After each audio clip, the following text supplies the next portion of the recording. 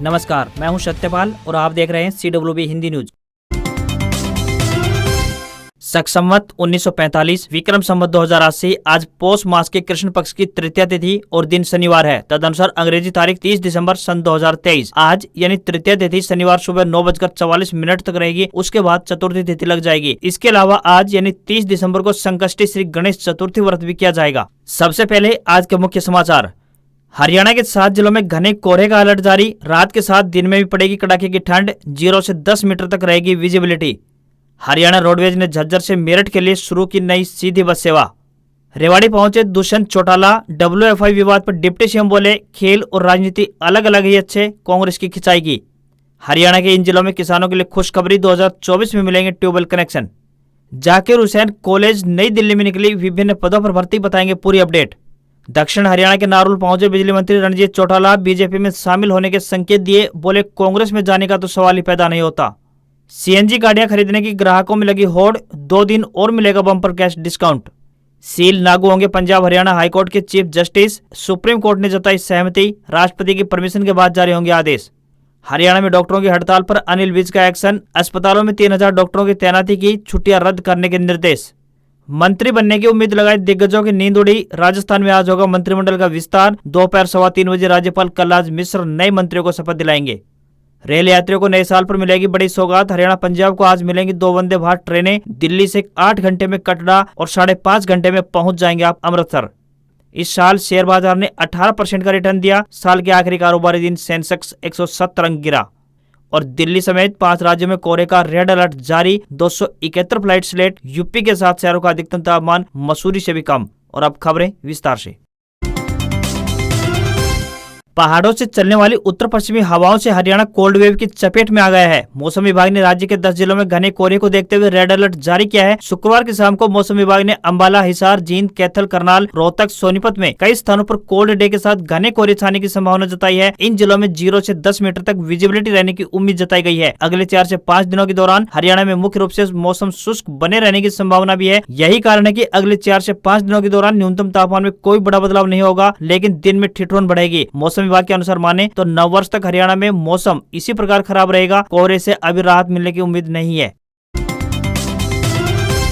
हरियाणा सरकार द्वारा पेंशन बढ़ोतरी की घोषणा जनवरी महीने से लागू कर दी जाएगी। लाभार्थियों को अब जनवरी से 2750 रूपए की बजाय 3000 रूपए का पेंशन लाभ दिया जाएगा। समाज कल्याण विभाग के माध्यम से 2750 रूपए प्रति माह पेंशन उनके खातों में जारी की जाएगी। पहले पेंशन धारक स्वयं आवेदन करते थे, लेकिन अब नई व्यवस्था के तहत परिवार पहचान पत्र के माध्यम से आवेदन के लिए सूची अपने आप ही विभाग के पास पहुँच जाती है। इस सूची के आधार पर विभागीय कर्मचारी घर घर जाकर सत्यापन करते हैं और पेंशन के लिए आवेदन करते हैं। कुछ महीने पहले राज्य सरकार ने दिव्यांगों, निराश्रित महिलाओं और बुजुर्गों की पेंशन राशि बढ़ाने की घोषणा की थी। अब जनवरी महीने से पेंशनर्स को 3000 रूपए दिए जाएंगे।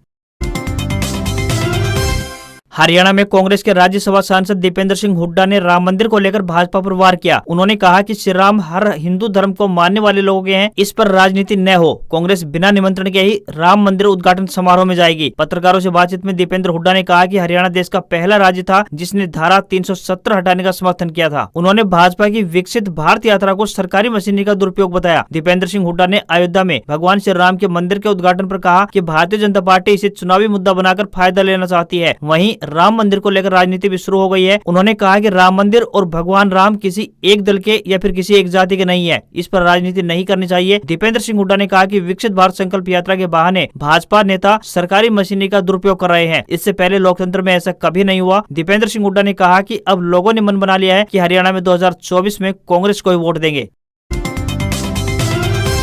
हरियाणा में डॉक्टरों की हड़ताल को लेकर स्वास्थ्य मंत्री अनिल विज एक्शन मोड में है। अनिल विज ने सभी डॉक्टरों की छुट्टियां रद्द करने के आदेश दे दिए हैं। डॉक्टरों की हड़ताल को नागरिक अस्पतालों में आ रहे मरीजों पर असर न हो, इसके लिए दूसरे स्थानों से 3000 डॉक्टरों को OPD में लगाया गया है। दक्षिण हरियाणा के रेवाड़ी में डॉक्टरों की हड़ताल का असर कम ही नजर आया, जिसकी वजह से कोई भी OPD प्रभावित दिखाई नहीं दी। आम दिनों की तरह ही सब कुछ सामान्य दिखाई दिया। हरियाणा के हेल्थ मिनिस्टर अनिल विज के गृह जिले अंबाला में सरकारी डॉक्टरों की हड़ताल का कोई असर दिखाई नहीं दिया। डॉक्टर सामान्य OPD के साथ साथ इमरजेंसी सेवाएं भी देख रहे हैं, जबकि प्रदेश भर में सरकारी डॉक्टर ओपीडी सेवाएं बंद रखकर धरना दे रहे थे। गृह मंत्री अनिल विज भी इस दौरान डॉक्टरों की हड़ताल को नाजायज बताया था। उनका कहना है कि वे डॉक्टरों की बड़ी मांगों को मान चुके हैं, इसके बाद भी वे हड़ताल कर रहे हैं, ये गलत है। सीएम सिटी करनाल में डॉक्टरों की हड़ताल का मिलाजुला असर दिखाई दिया। जिला नागरिक अस्पताल व कल्पना चावला मेडिकल कॉलेज दोनों में इमरजेंसी सेवाएं चालू हैं, जबकि ओपीडी में कुछ डॉक्टर हड़ताल पर हैं, तो कुछ डॉक्टर मरीजों को चेक भी कर रहे हैं। पानीपत में डॉक्टरों की हड़ताल के चलते ओपीडी सेवाएं पूर्ण रूप से बंद दिखाई दी। राज्य के किसी भी जिला में अस्पताल, पीएचसी और सीएचसी में हड़ताल का कोई असर नहीं रहा। राज्य में कुल मेडिकल ऑफिसर और सीनियर मेडिकल ऑफिसर के करीब 3000 पद हैं, जिनमें से केवल 931 डॉक्टर हड़ताल पर रहे हैं।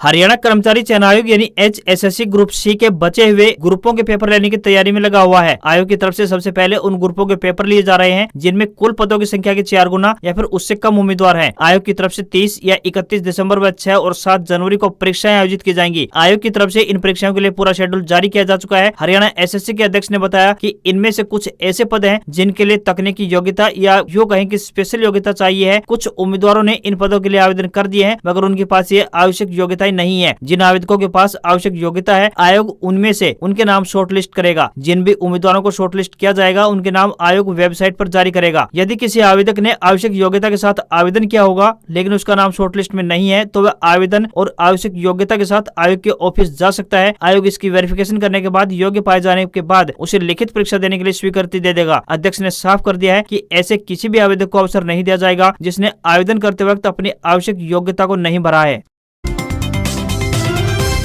हरियाणा की साइबर सिटी गुरुग्राम को बहुत जल्द नए बस स्टैंड की सौगात मिलने जा रही है। खस्ता हाल में पहुंच चुके पुराने बस स्टैंड को सेक्टर 36 में शिफ्ट किया जाएगा और इस संबंध में HSIIDC से जमीन रोडवेज विभाग को ट्रांसफर करने की प्रक्रिया आरंभ हो चुकी है। जमीन ट्रांसफर की पूरी प्रक्रिया होने पर लगभग 2 साल के अंदर बस स्टैंड का निर्माण कार्य पूरा हो जाएगा। इसके बाद अन्य जिलों व राज्यों के लिए सेक्टर 36 से रोडवेज की बस व प्राइवेट बसें संचालित की जाएंगी। वर्तमान में यह बस स्टैंड काफी जर्जर हालत में पहुंच चुका है और इसके कई हिस्सों से प्लास्टर गिरने की घटनाएं भी सामने आ चुकी है। वहीं भीड़ भाड़ वाले इलाके में स्थित होने के कारण बसों को भी आवागमन करने में काफी ज्यादा दिक्कत हो रही है। कई बार तो बसें घंटों जाम में फंसी रहती हैं। प्रस्तावित नए बस स्टैंड पर यात्रियों को आधुनिक सुविधाओं से लैस सभी सुविधाएं उपलब्ध रहेंगी।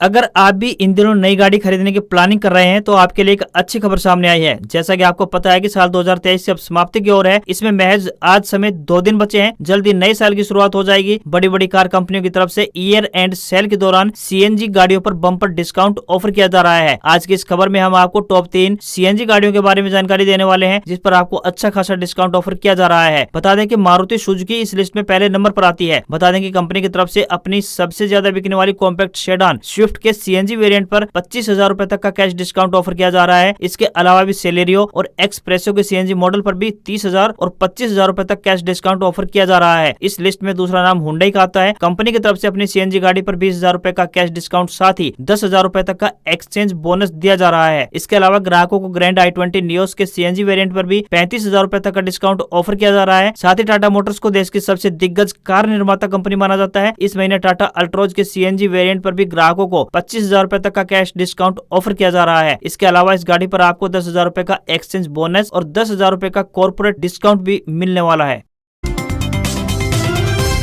दक्षिण हरियाणा के नारनौल में प्रदेश के बिजली एवं जेल मंत्री रणजीत सिंह चौटाला ने इशारों में कहा कि अब वे जल्दी भाजपा पार्टी ज्वाइन कर लेंगे। हो सकता है उन्हें भाजपा पार्टी विधानसभा की टिकट भी दे। हालांकि उन्होंने कहा कि अभी चुनाव दूर हैं, लेकिन इस बार में निर्दलीय नहीं भाजपा से चुनाव लड़ सकते हैं। बिजली मंत्री ने कहा कि अभी वे किसी पार्टी को ज्वाइन नहीं कर रहे हैं, लेकिन जब ज्वाइन करने का समय आएगा तब वे बता देंगे। हालांकि उन्होंने स्पष्ट नहीं किया है कि वे भारतीय जनता पार्टी ज्वाइन करेंगे या नहीं। उन्होंने कहा कि उनका कांग्रेस में जाने का तो कोई सवाल पैदा नहीं होता। आपको बता दें कि रणजीत सिंह चौटाला ने साल 2019 में रानिया से निर्दलीय चुनाव लड़ा था। चुनाव जीतने पर उन्होंने भारतीय जनता पार्टी को अपना समर्थन दिया था। इसके बाद से वे प्रदेश के बिजली मंत्री हैं।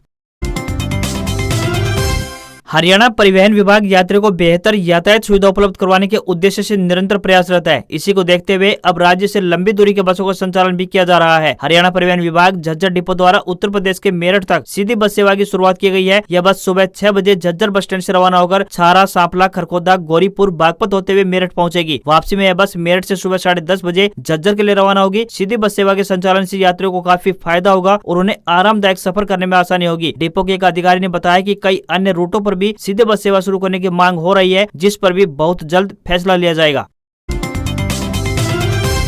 जाकिर हुसैन कॉलेज नई दिल्ली द्वारा विभिन्न नॉन टीचिंग पदों पर भर्ती के लिए आवेदन मांगे गए हैं। आपको बता दें कि विभिन्न नॉन टीचिंग पदों पर भर्तियां की जा रही हैं। इच्छुक उम्मीदवार इन पदों के लिए ऑनलाइन माध्यम से अप्लाई कर सकते हैं। आवेदन करने की अंतिम तिथि 12 जनवरी 2024 है। जनरल, ओबीसी व ईडब्ल्यूएस के लिए 1000 रूपए फीस तय की गई है। तो वहीं SC, ST व महिलाओं के लिए कोई भी फीस नहीं है। न्यूनतम आयु 18 वर्ष और अधिकतम आयु पदों के अनुसार 30 से 35 वर्ष के बीच निर्धारित की गई है। इन पदों के लिए उम्मीदवारों को ऑनलाइन आवेदन करने होंगे। उम्मीदवारों से विनम्र निवेदन है कि भर्ती के लिए आवेदन करने से पहले आधिकारिक विज्ञापन जरूर देख लें।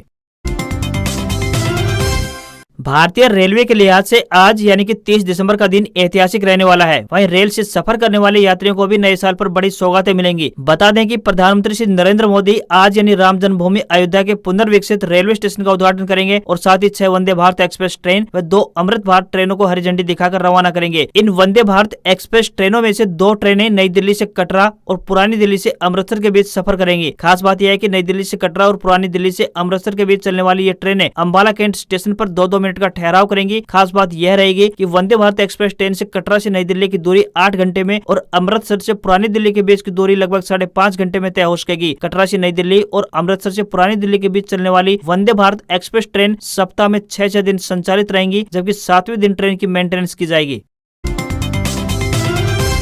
हरियाणा में बिजली ट्यूबवेल कनेक्शन का इंतजार कर रहे अंबाला और पंचकुला जिले के किसानों के लिए बड़ी खुशखबरी सामने आई है। 5 साल का लंबा इंतजार अब खत्म होने जा रहा है और किसानों को बहुत जल्द ट्यूबवेल से पानी मिलने लगेगा। इन दोनों जिलों में कुल मिलाकर 930 ट्यूबवेल कनेक्शन आवंटित किए जाएंगे, जिनमें से 681 कनेक्शन अंबाला जबकि शेष पंचकुला सर्कल के तहत आने वाले बरवाला व अन्य एरिया में जारी होंगे। बता दें कि 1 जनवरी 2019 से 31 दिसंबर 2021 तक जिन किसानों ने ट्यूबवेल कनेक्शन खेतों में लगवाने के लिए आवेदन किया था, उनको अब सरकार ट्यूबवेल कनेक्शन जारी करेगी। इससे पहले साल 2018 में किसानों को ट्यूबवेल कनेक्शन आवंटित किए गए थे। यदि सब कुछ ठीक ठाक रहा तो साल 2024 के धान सीजन में किसानों को ट्यूबवेल कनेक्शन जारी कर दिए जाएंगे। इससे इन किसानों को पर्याप्त मात्रा में पानी मिल सकेगा और उनकी फसलें लहराती हुई नजर आएंगी। इन सभी किसानों को 10 BHP से लेकर 35 BHP तक के ट्यूबवेल कनेक्शन जारी किए जाएंगे। ट्यूबवेल कनेक्शन उन्हीं किसानों को जारी किए जाएंगे जिन्होंने 30-30 हजार रूपए की कंसेंट मनी जमा करवाई थी। सरकार ने शुक्रवार यानी 29 दिसंबर को जनवरी व मार्च 2024 तिमाही के लिए छोटी बचत योजनाओं की ब्याज दरों की घोषणा की है। सुकन्या समृद्धि योजना में 0.20% और 3 साल के टाइम डिपॉजिट दरों में 0.10% की बढ़ोतरी की है। अन्य योजनाओं की दरों में बदलाव नहीं किया गया है। इससे पहले 29 सितंबर को सरकार ने अक्टूबर व दिसंबर के लिए RD पर दरों में 0.20% की बढ़ोतरी की थी। सुकन्या समृद्धि स्कीम के तहत ब्याज दर पहले 8% और 3 साल के टाइम डिपॉजिट की ब्याज दर 7% थी। यह लगातार छठी तिमाही है। अब इन स्कीम्स की दरों में बढ़ोतरी हुई है। सुकन्या समृद्धि योजना को प्रधानमंत्री श्री नरेंद्र मोदी ने 22 जनवरी साल 2015 को बेटी बचाओ बेटी पढ़ाओ अभियान के एक भाग के रूप में लॉन्च किया था। यह योजना बेटी की शिक्षा और शादी के खर्चों को पूरा करने के लिए है। बेटी की उम्र 10 साल से कम होनी चाहिए। एक बेटी के लिए केवल एक ही अकाउंट की अनुमति है। एक परिवार केवल 2 SSY अकाउंट खोल सकता है। SSY अकाउंट बैंक या फिर पोस्ट ऑफिस में जाकर ऑफलाइन खोला जा सकता है। इसमें न्यूनतम निवेश 250 रूपए प्रति वर्ष तो वहीं अधिकतम निवेश 1.5 लाख रूपए प्रति वर्ष है। मैच्योरिटी का पीरियड 21 साल है। इसके लिए बेटी का जन्म प्रमाण पत्र, माता पिता या फिर कानूनी अभिभावक की फोटो ID और एड्रेस प्रूफ देना होगा। हरियाणा के उप मुख्यमंत्री दुष्यंत चौटाला शुक्रवार को 1 दिवसीय दौरे पर रेवाड़ी पहुंचे। दुष्यंत चौटाला ने रेसलिंग फेडरेशन ऑफ इंडिया यानी WFI को लेकर छिड़े विवाद पर कहा कि खेल और राजनीति को एक दूसरे से दूर रहना चाहिए, तभी खेल का भविष्य संवर पाएगा। दुष्यंत चौटाला ने गांव तिहाड़ा, प्राणपुर और आसलवास में कार्यकर्ताओं के साथ मीटिंग करने के बाद जनसभा में पहुंचे। उप मुख्यमंत्री ने कहा कि अगले 10 महीनों में हमें दिन रात एक करते हुए संगठन को मजबूत करना है। पिछले 4 सालों में हमने बहुत काम किए हैं और अब उन कामों का प्रचार करना कार्यकर्ताओं के हाथ में है। उप मुख्यमंत्री दुष्यंत चौटाला ने कांग्रेस पर कटाक्ष करते हुए कहा कि कांग्रेस आज हमारे द्वारा चलाए गए पोर्टल बंद करने की बात करती है। कांग्रेस के राज में अगर किसान की फसल खराब होती थी तो उन्हें SDM दफ्तरों के चक्कर काटने पड़ते थे, लेकिन अब किसान एक फोटो खींचकर फोन के माध्यम से क्षतिपूर्ति पोर्टल पर डाल देते हैं। दुष्यंत चौटाला ने कहा कि पहले पीला राशन कार्ड बनवाने के लिए फाइलों का ढेर लग जाता था। कई महीनों तक लोग धक्के खाते रहते थे, फिर भी पीला राशन कार्ड नहीं बनता था। आज अगर परिवार की आय 1,80,000 रूपए है तो गाँव के एक CSC सेंटर में जाना होता है और 2 मिनट में राशन कार्ड बन जाता है। इसी तरह बुढ़ापा पेंशन के लिए अप्रोच लगानी पड़ती थी, फर्द निकलवाने के लिए कई दिन लग जाते थे। आज ये काम बड़ी आसानी से हो पा रहे हैं। चौटाला ने 2024 में गठबंधन या फिर अलग चुनाव लड़ने के सवाल पर कहा कि ये तो भविष्य के गर्भ में है, लेकिन तैयारी करना कोई गलत बात नहीं है। वह भी 10 लोकसभा और 90 विधानसभा सीट पर तैयारी कर रहे हैं और हम भी। साल के आखिरी कारोबारी दिन शेयर बाजार में गिरावट देखने को मिली है। सेंसेक्स करीब 170 अंक की गिरावट के साथ 72,240 के स्तर पर क्लोज हुआ। वहीं निफ्टी में भी 47 अंक की गिरावट देखने को मिली और ये 21,731 के स्तर पर बंद हुआ। सेंसेक्स के 30 शेयरों में से 17 में गिरावट और 13 में तेजी देखने को मिली। इस साल सेंसेक्स 18.10% और निफ्टी 19.42% चढ़ा है। दोनों इंडेक्स पर सबसे ज्यादा चढ़ने वाला शेयर टाटा मोटर्स रहा। टाटा मोटर्स ने इस साल निवेशकों के पैसे को करीब दोगुना कर दिया है। 2 जनवरी को यह शेयर 394 रुपए पर था, जो अब बढ़कर 779 रुपए का हो गया है। वहीं $1 का रेट 83 रुपए 25 पैसे के स्तर पर पहुंच गया है। भारतीय सराफा बाजार में 999 शुद्धता वाले 24 कैरेट वाले 10 ग्राम सोने की कीमत 63,332 रुपए पहुंच गई है। तो वहीं 22 कैरेट प्योरिटी वाले गोल्ड की प्राइस 58,012 रुपए प्रति 10 ग्राम है। जबकि 999 शुद्धता वाले चांदी की कीमत की बात करें तो 73,758 रुपए प्रति किलोग्राम के स्तर पर बंद हुई। आज खबरों में बस इतना ही। देखते रहिए आपका अपना हरियाणा का सबसे बेहतरीन news channel CWB Hindi news. नमस्कार। इसी आशा के साथ आपका दिन शुभ रहे।